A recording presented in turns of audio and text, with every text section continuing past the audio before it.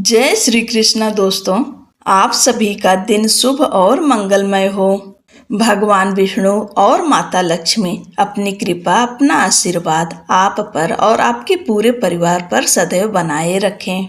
आप सभी भक्तों का आज की कथा में हार्दिक स्वागत है। आज की कथा में हम सब सुनेंगे जब भगवान शिव का घर भगवान विष्णु जी ले लिए थे। क्या आप बद्रीनाथ की कहानी जानते हैं? यह वो जगह है जहाँ शिव और पार्वती रहते थे। यह उनका घर था। एक दिन नारायण यानी भगवान विष्णु के पास नारद गए और बोले, आप मानवता के लिए एक खराब मिसाल हैं। आप हर समय शेषनाग के ऊपर लेटे रहते हैं। आपकी पत्नी लक्ष्मी जी हमेशा आपकी सेवा में लगी रहती हैं। इस ग्रह के अन्य प्राणियों के लिए आप अच्छी मिसाल नहीं बन पा रहे हैं।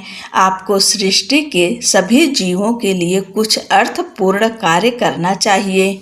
इस आलोचना से बचने और साथ ही अपने उत्थान के लिए अर्थात भगवान को भी ऐसा करना पड़ता है। विष्णु तप और साधना करने के लिए सही स्थान की तलाश में नीचे हिमालय तक आए। वहाँ उन्हें मिला बद्रीनाथ, एक अच्छा सा छोटा सा घर जहाँ सब कुछ वैसा ही था जैसा उन्होंने सोचा था। साधना के लिए सबसे आदर्श जगह लगी उन्हें यह। वह उस घर के अंदर गए।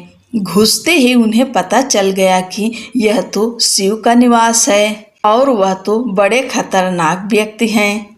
अगर उन्हें गुस्सा आ गया तो वह आपका ही नहीं खुद का भी गला काट सकते हैं। ऐसे में नारायण ने खुद को एक छोटे से बच्चे के रूप में बदल लिया और घर के सामने बैठ गए। उस वक्त शिव और पार्वती बाहर कहीं टहलने गए थे।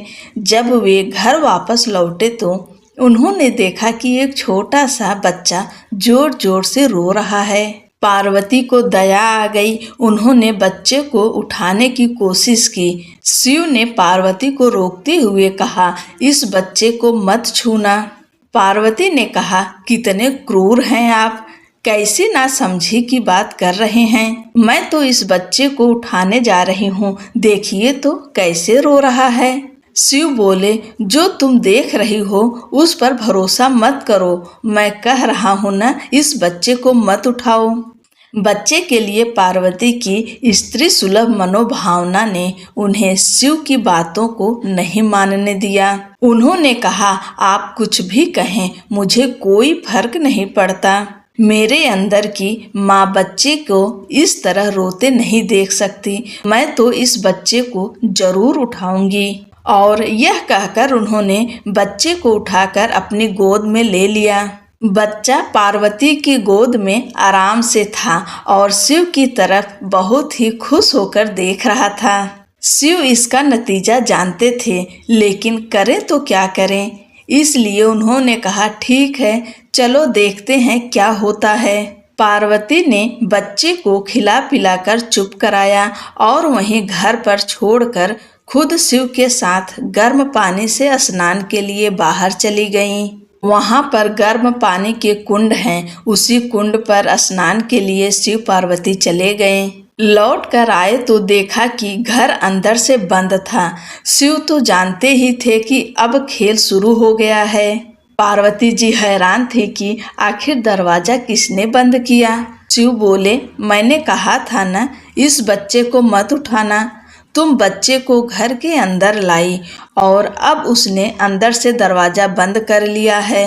पार्वती ने कहा, अब हम क्या करें। शिव के पास दो विकल्प थे। एक जो भी उनके सामने है उसे जलाकर भस्म कर दें और दूसरा वे वहां से चले जाएं और कोई रास्ता ढूंढ लें। उन्होंने कहा, चलो कहीं और चलते हैं, क्योंकि यह तो तुम्हारा प्यारा बच्चा है, इसलिए मैं इसे छू भी नहीं सकता। मैं अब कुछ नहीं कर सकता, चलो कहीं और चलते हैं। इस तरह शिव और पार्वती को अवैध तरीके से वहां से निष्कासित कर दिया गया। वे दूसरी जगह तलाश करने के लिए पैदल ही निकल पड़े।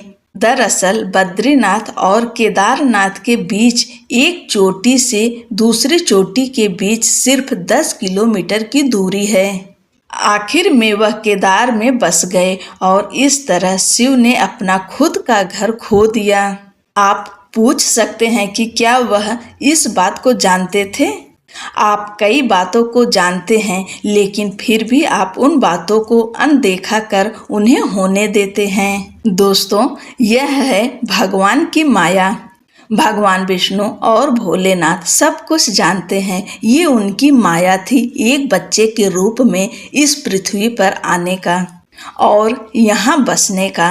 बोलो बद्रीनाथ भगवान की जय, लक्ष्मी नारायण की जय। जब भगवान विष्णु ने शिव को मुश्किल से बाहर निकाला, भगवान शिव की करुणा कोई भेदभाव नहीं करती और वे किसी की इच्छा पर बच्चों की तरह भोलापन दिखाते हैं। एक बार गजेंद्र नामक एक असुर था। गजेंद्र ने बहुत तप किया और शिव से यह वरदान पाया कि वह जब भी उन्हें पुकारेगा शिव को आना होगा। त्रिलोकों के सदा शरारती ऋषि नारद ने देखा कि गजेंद्र हर छोटी छोटी बात के लिए शिव को पुकार लेता था, तो उन्होंने गजेंद्र के साथ एक चाल चली। उन्होंने गजेंद्र से कहा, तुम शिव को बार बार क्यों बुलाते हो? वह तुम्हारी हर पुकार पर आ जाते हैं। क्यों नहीं तुम उनसे कहते कि वह तुम्हारे अंदर आ जाएं और वहीं रहें, जिससे वह हमेशा तुम्हारे अंदर होंगे। गजेंद्र को यह बात अच्छी लगी और फिर उसने शिव की पूजा की। जब शिव उसके सामने प्रकट हुए तो वह बोला, आपको मेरे अंदर रहना होगा, आप कहीं मत जाइए। शिव अपने भोलेपन में एक लिंग के रूप में गजेंद्र में प्रवेश कर गए और वहां रहने लगे।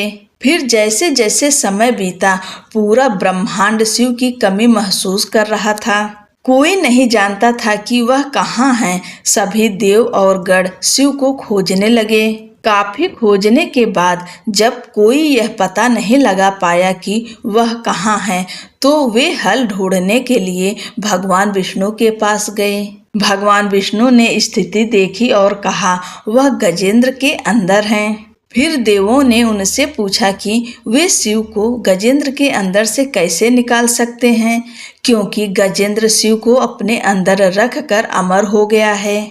हमेशा की तरह विष्णु सही चाल लेकर आए। देवगण शिव भक्तों का रूप धरकर गजेंद्र के राज्य में आए और बहुत भक्ति के साथ शिव का स्तुति गान करने लगे। शिव का महान भक्त होने के कारण गजेंद्र ने इन लोगों को अपने दरबार में आकर गाने और नाचने का न्योता दिया। शिव भक्तों के वेश में देवों का यह दल आया और बहुत भावनाओं के साथ, बहुत भक्ति पूर्वक वे शिव के लिए भक्ति गीत गाने और नाचने लगे। शिव जो गजेंद्र के अंदर बैठे हुए थे, अब खुद को रोक नहीं सकते थे, उन्हें जवाब देना ही था।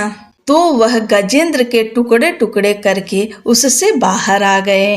बोलो भगवान विष्णु की जय, बोलो भोलेनाथ की जय। दोस्तों, ये सब प्रभु की लीलाएं हैं। जय श्री कृष्णा, राधे राधे।